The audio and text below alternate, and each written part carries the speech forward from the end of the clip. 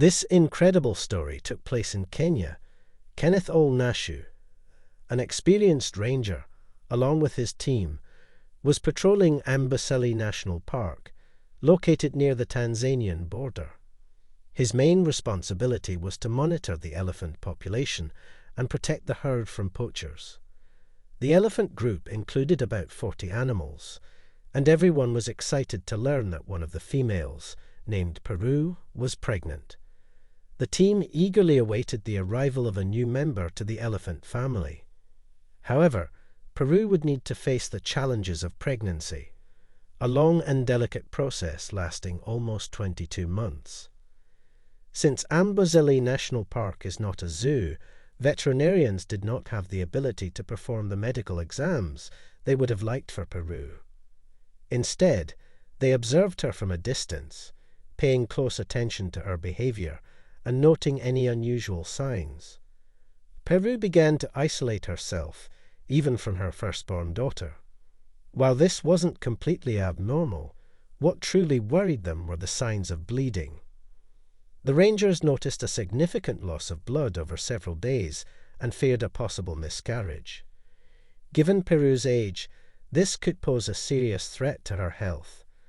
The conservationists continued to monitor her closely. One morning, Kenneth spotted a group of elephants in the distance, clearly agitated and stomping around a large marula tree. Kenneth felt that something was wrong. The sky was cloudy, making visibility difficult, so he drove his jeep towards the commotion to see what was happening. His headlights illuminated the tree trunk, and the elephants turned towards him. Behind them was Peru. Breathing heavily, she was lying with one leg over the other, her head tilted to one side, showing signs of confusion and disorientation. Kenneth decided to call for backup to examine Peru more closely and stayed in his vehicle to observe the group. If Peru was injured, the other elephants might react aggressively. By the time the veterinarians arrived, it was already dark. The faint hum of mosquitoes filled the air, and the ground was lit only by the vast sea of stars. Peru was examined under a solitary marula tree. A young veterinarian, Arian, stroked Peru's thick, rough skin, and his hand was almost crushed by her large body. He felt her heartbeat and noted that her breathing seemed normal. The rest of the elephant group formed a semicircle around them, watching the humans closely as they worked. They trusted the veterinarians, as they recognized each of them. However, when the veterinarian began taking blood samples, Peru's leg twitched involuntarily. There was a sudden movement, and the elephants shifted to get a better view. Peru's firstborn daughter positioned herself at the front of the group, not fully understanding what was happening. Everyone had known for hours that something was wrong. The veterinarian took the samples to the truck to check for potential imbalances and nutritional deficiencies. The main goal was to determine if Peru had any illness and how her body was coping with the pregnancy. She was severely dehydrated, and there was a possibility of a clot somewhere in her body. Peru was connected to an IV and given medication. A light was set up to illuminate the area as the veterinarians worked diligently, guided by Kenneth, who was still swatting mosquitoes from his face. Together, the team stabilized Peru, who gradually regained consciousness.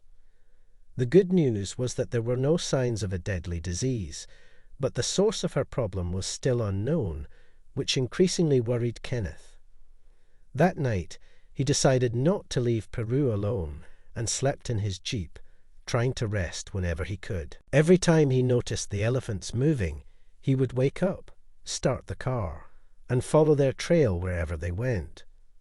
Over the next week, Kenneth continued monitoring Peru, taking turns with his colleagues. Isis, a young veterinarian still in training, accompanied him whenever necessary. Isis was nervous and felt a bit out of place, but he was one of the few team members willing to work extra hours. Isis wanted to make a difference, and that was a big responsibility. The big day was approaching. Peru's birth was about to happen. That night, Kenneth was on duty and ended up falling asleep in the car, with Aziz by his side. Aziz had learned the importance of watching the elephants at night, as it was usually when they gave birth.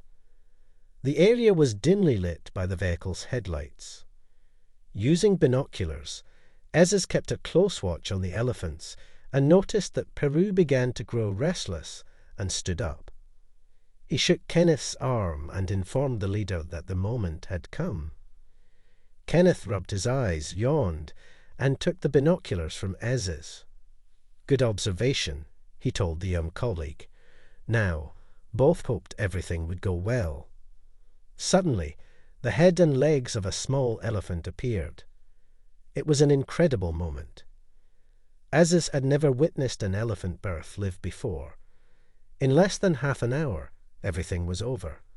But right after, they experienced another surprise. Just as Kenneth was reporting the good news to the base camp by radio, the head of another baby elephant appeared. He was stunned and shouted in shock. Peru had given birth to twins. Now, everything made sense, especially regarding Peru's health issues, as a twin pregnancy is extremely risky for elephants. Kenneth explained to Aziz that, in all the years he had worked in the area, he had never seen an elephant give birth to twins. The last time that happened in Amboseli National Park was almost 40 years ago. Being a deeply religious man, Kenneth looked up to the sky, feeling he had just witnessed a miracle. But soon the situation became complicated. Looking through the binoculars, Aziz noticed something strange and asked Kenneth if it was normal for the baby elephant to be bleeding. When he focused better, Kenneth realized Aziz was right. One of the calves had a considerable amount of blood on its back. It must have been injured during or shortly after birth, which was not a good sign. In the following hours, the situation became critical. Kenneth had to call the veterinary team, waking some members at their homes in the early hours. Fortunately, everyone responded to the call promptly, determined to do whatever they could to help the injured calf recover. Peru cooperated and allowed the veterinarians to examine her newborns, seeming to trust that they meant well. None of the veterinarians could pinpoint the exact cause of the injury. All they could do was clean the area, prevent infections, and monitor it closely. Fortunately, the team managed to help, and the little elephant made a full recovery. Everyone felt relieved and happy, as it was an important step in elephant conservation.